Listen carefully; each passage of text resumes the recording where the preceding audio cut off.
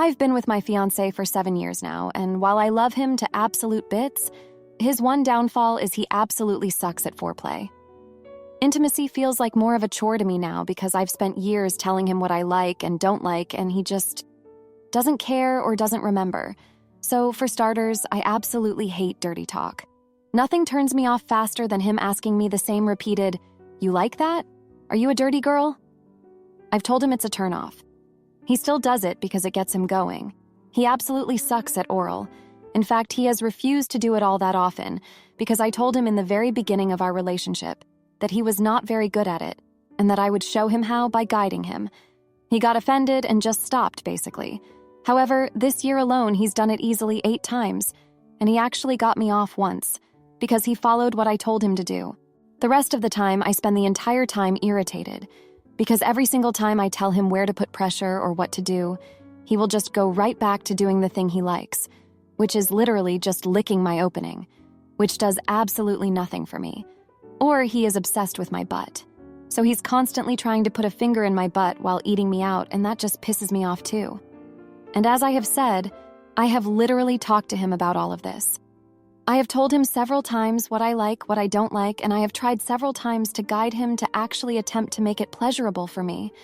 And he just keeps going back to the things that turn him on, not me. So last night he initiated intimacy. I was already not feeling it because I knew how it would likely turn out. He starts going down on me, and it was fun at first, but then he goes right into just working on my opening versus my clit, which is actually pleasurable. I try guiding him several times. At one point, I even physically grabbed his head and moved him, and at that point, I just gave up and laid there, until he once again reached down and tried putting a finger in my butt. I immediately pushed him away and said, "Jesus freaking Christ, get away from me." He looked instantly wounded, but didn't say anything. I tell him, "I'm tired of telling you what I like and don't like, just to have you ignore it and do whatever you want to. This is not fun for me at all. I don't even remember the last time it was fun." He gets up from the bed and immediately covers himself and says that I made him feel so disgusting, that he won't ever try again, and that he was just trying to incorporate what we both like so both of us are satisfied.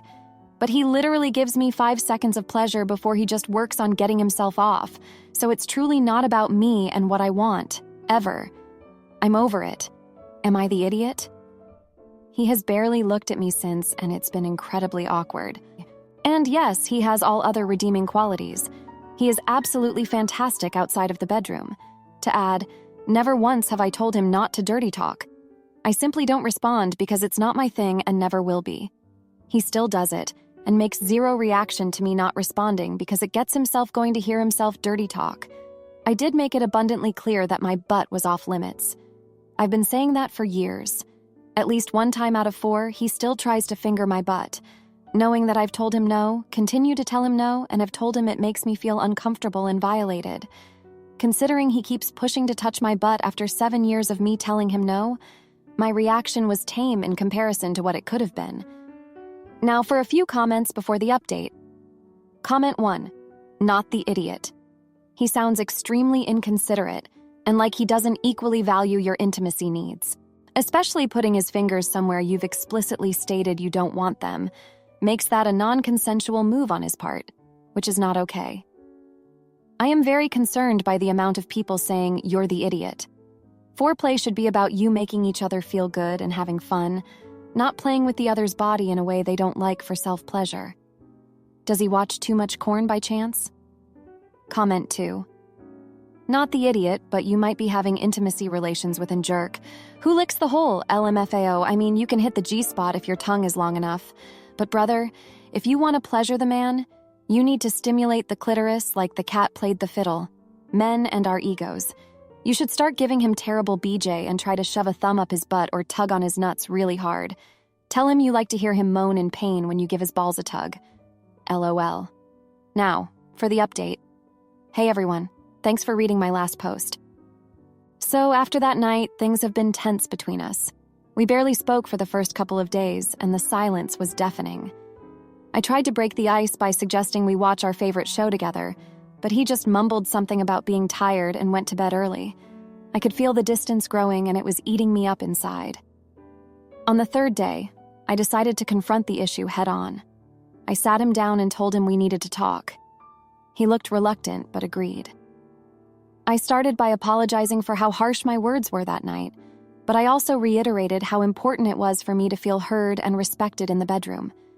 He listened quietly, and for a moment I thought we were making progress, but then he said something that threw me off. He admitted that he felt emasculated every time I corrected him, and that it made him feel like he was failing as a partner. This was a revelation for me. I had no idea he felt that way. I tried to reassure him that it wasn't about his masculinity, but about mutual satisfaction and respect. He nodded, but I could tell he was still hurt. The conversation ended with him saying he needed some time to process everything.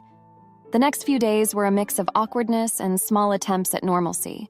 We went through the motions of our daily routines, but there was an underlying tension that neither of us could ignore. I started to wonder if this was the beginning of the end for us.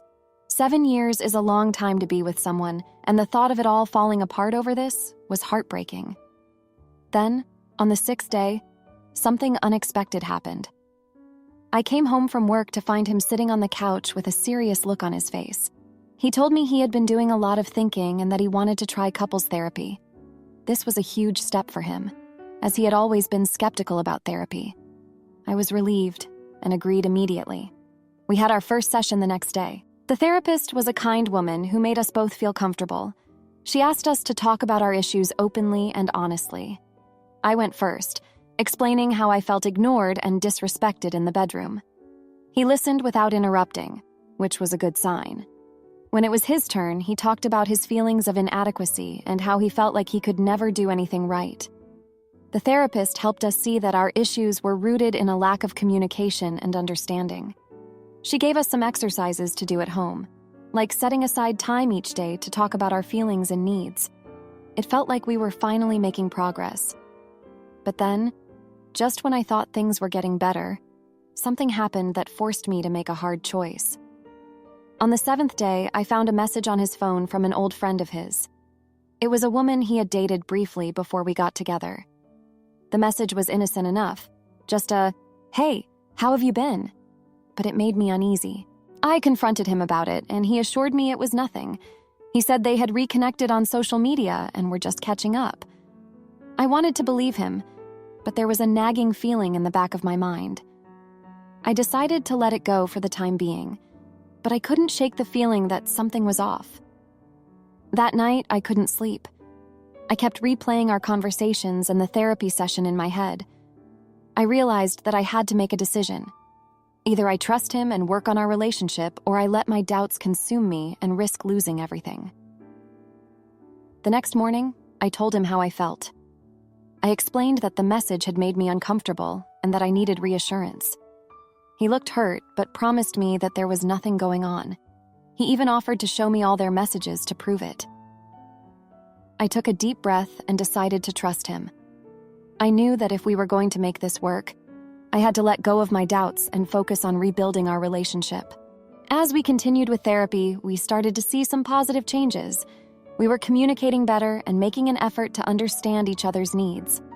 The therapist helped us set boundaries and find ways to compromise. It wasn't easy, but we were both committed to making it work. Looking back, I realized that our issues in the bedroom were just a symptom of a deeper problem. We had stopped communicating and taking each other's feelings into account. Therapy helped us see that and gave us the tools to fix it. We're not out of the woods yet, but I feel hopeful for the first time in a long time. Thanks for reading. Am I the idiot for filing charges against my sister after she nearly killed me with shellfish? I and my sister, 23F, have never had any issues until last week. She and her husband, 23M, had invited me over for lunch, which is normal for us. I have a severe shellfish allergy. Even touching it makes me extremely itchy. My sister is completely aware of this and has been since we were children. When I got to their house, she said that the food was already finished and in the fridge. She claimed that it was just tuna pasta. Yes, I can eat tuna and many other fish, just nothing with a shell. After she finished cleaning up, we had a short conversation about what's been happening in our lives. Since it had been a while since we'd seen each other, I got this strange feeling from her, but just brushed it off as I was extremely tired that day. She grabbed the food out of the fridge and served it for me, giving me a small bowl, in case I don't like it. I couldn't smell much of it, and from what I could smell, I just assumed it was fish. But when I took a bite, I almost immediately felt my throat burning. I was coughing and grabbing at my throat, and her husband kept asking me if I was choking. My sister turned to me, panicking and saying, "I thought you were exaggerating." An ambulance was called, and I was rushed to the hospital. I was thankfully okay, but they made me stay to be monitored for the next 2 days. My sister and brother-in-law had tried to visit me, but I told her to get out. She kept apologizing and refusing to leave. I told her that I'll be calling the police on her for what she'd done, as it's literally attempted unalive, and she lost it. She kept screaming at me, saying, "I know you're faking this. You always act like you're allergic to shellfish, so I wanted to test you." I'd been pressing the call button for the nurse, but they heard her regardless and asked me if I wanted them removed. I said yes. I explained the whole situation to her and the hospital security, and eventually decided that with the help of the nurse and security guards, I'd file a report against her.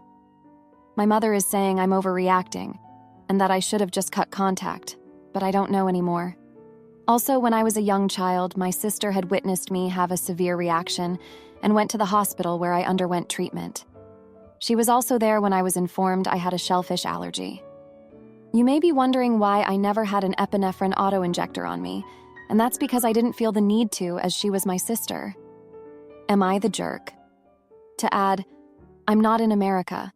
My country has free healthcare, so I can't make her pay any medical bills for me. Almost forgot, this has already been updated. Now for a few comments before the update. Comment 1, not the idiot. What makes your sister the allergy queen? Does she automatically know who is allergic to what and how severe? And then she doubled down in the emergency room after you had a reaction. File that police report, press those charges because, based on her reactions at the ER, she will try that mess again. Comment 2, not the idiot. File charges against her. You don't test someone's allergies out of your own curiosity. Actions have consequences, and hers just happened to be bad. She should be thankful you didn't die. You could show her grace, but she doesn't seem to be remorseful for her actions. Now, for the update. Thanks for all the comments from the last post. So, a lot has happened in the past 2 weeks, and I wanted to give you all an update. After I filed the report against my sister, things got really tense. The police took my statement and started an investigation. My sister was furious and kept trying to contact me, but I blocked her on everything. My mom kept calling me, saying I was tearing the family apart, but I stood my ground. I couldn't believe my sister would do something so reckless and dangerous. A few days after the incident, I got a call from the police. They wanted to interview my sister and her husband. I was nervous, but relieved that things were moving forward. My sister's husband called me, begging me to drop the charges. He said my sister was a wreck and that she didn't mean to hurt me. I told him that it wasn't just about me. It was about making sure she understood the seriousness of her actions. During this time, I started to feel really isolated. My mom was siding with my sister, and I felt like I had no one to talk to. I reached out to a close friend, and she was incredibly supportive. She reminded me that I was doing the right thing and that my health and safety were the most important things. A week after the incident, I got a call from my dad. He and my mom are divorced, and he lives in another city. He had heard about what happened and wanted to check on me. He was furious with my sister and couldn't believe she would do something so reckless. He offered to come and stay with me for a few days, and I gladly accepted. When my dad arrived, we had a long talk about everything that had happened. He shared some stories from when my sister and I were kids, and it became clear that there had always been some underlying tension between us. He told me about a time when I was about 5 years old, and my sister had gotten jealous because I got a new toy for my birthday. She had thrown a tantrum and tried to take the toy from me, but my parents had intervened. It was a small incident, but it showed that my sister had always struggled with jealousy. As the days went by, I started to feel a bit better. My dad's presence was comforting, and I felt more supported. However, things took a turn when my sister showed up at my apartment unannounced. She was crying and begging me to drop the charges. She said she couldn't believe I would do this to her and that she was sorry for what she had done. I told her that I couldn't just forget what happened and that she needed to take responsibility for her actions. My sister's visit brought up a lot of emotions for me. I realized that I had been suppressing a lot of feelings about our relationship for years. I had always felt like I was walking on eggshells around her, trying to avoid triggering her jealousy or anger. This incident had brought all those feelings to the surface, and I couldn't ignore them anymore. A few days later, I got a call from the police. They had completed their investigation and were going to charge my sister with reckless endangerment. I felt a mix of relief and sadness. I didn't want to see my sister go through this, but I knew it was necessary for her to understand the gravity of her actions. In the meantime, my relationship with my mom continued to deteriorate. She kept insisting that I was overreacting and that I should just forgive my sister. I tried to explain to her that it wasn't just about forgiveness. It was about making sure my sister understood the seriousness of what she had done. My mom couldn't seem to grasp that, and it was causing a lot of tension between us. One night, my dad and I were talking, and he shared a story about his own childhood. He told me about a time when his older brother had done something similar to him, putting him in danger out of jealousy. It was a painful memory for him, but it helped me understand that these kinds of sibling dynamics can be deeply rooted and difficult to change. As the days went by, I started to feel more at peace with my decision. I knew that I was doing the right thing, even if it was difficult. My sister's actions had put my life at risk, and I couldn't just let that go. A few days before my sister's court date, I got a call from her husband. He said that my sister had been seeing a therapist and was starting to understand the impact of her actions. He asked if I would be willing to meet with her and talk things through. I was hesitant, but I agreed. When we met, my sister was visibly shaken.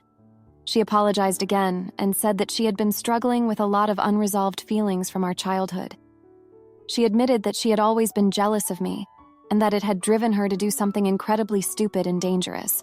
She said that she was committed to working through her issues and that she hoped we could eventually rebuild our relationship. It was a difficult conversation, but it was also a turning point. I told her that I appreciated her honesty and that I was willing to give her a chance to make things right. However, I also made it clear that it would take time and that she needed to continue working on herself. As the court date approached, I felt a mix of emotions. I was nervous about what would happen, but I also felt a sense of closure. My sister's actions had brought a lot of hidden feelings to the surface, and it was clear that we both had a lot of work to do to heal our relationship. Thank you for reading. Am I the idiot for kicking out my fiancé after he installed a lock on my suicidal daughter's door? Around 2 years ago, my ex-husband, my daughter's father, passed away in a house fire. My daughter, who was 14 years old at the time and is now 16 years old, took this very hard. She became depressed and experienced suicidal tendencies and thoughts. I did everything I could to help her, including talking to her, giving her space, getting a therapist, and getting a therapy dog. Despite all my efforts, nothing has helped. About 10 months ago, she made her first unalived attempt. She locked the door, and I wasn't able to get into the room for about 20 minutes. If I had waited longer, she may not have survived. To prevent this from happening again, I removed the locks from her door. Just to clarify, I always knock and wait for permission before entering my daughter's room, or anyone's, so it's not a privacy issue. Since then, my daughter has made one more attempt on her life, and I still haven't given her the locks back. About 2 weeks ago, my daughter asked me to let her have a door lock again. I explained to her why I won't allow it, and she got upset and stormed off. 20 minutes later, my boyfriend and fiancé of 4 years, who has become very close with my daughter, asked me to reconsider. I told him that if something happened to her as a result, I would never forgive myself. We had a significant argument about it, but it ended, and I refused to let her lock the door.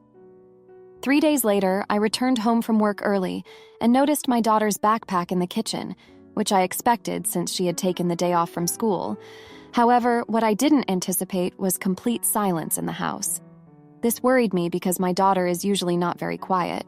She typically plays video games or listens to music. She is never this silent. I went upstairs to her bedroom and knocked on the door, no response. I knew she was inside because I heard the fan running in her room, which is only on when she's home. I knocked again, but she still didn't answer. Panicking, I tried to open the door, but it was locked. I started to panic even more and banged on the door while calling her, but she didn't respond.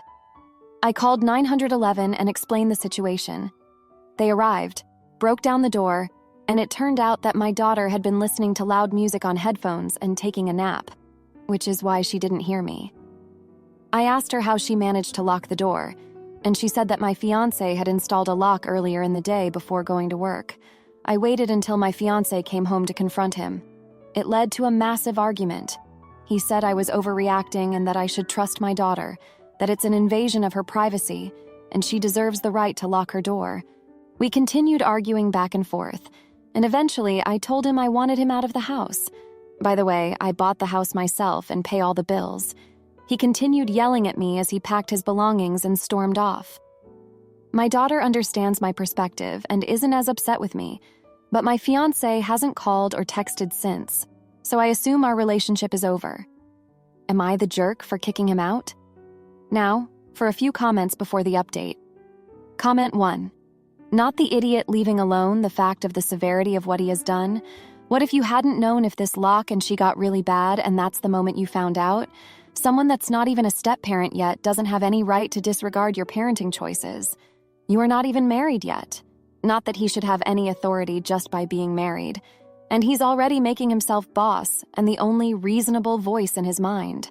Quite honestly, you'd do your daughter a disservice allowing this enabler in your house. Point blank. Comment 2. Not the idiot. You almost lost your child due to a locked door. And while she certainly could self-harm at another location, or during the night while you sleep, you are her parent, you carry that responsibility, and you provide her boundaries and not your fiancé. You made your feelings clear to him and said no.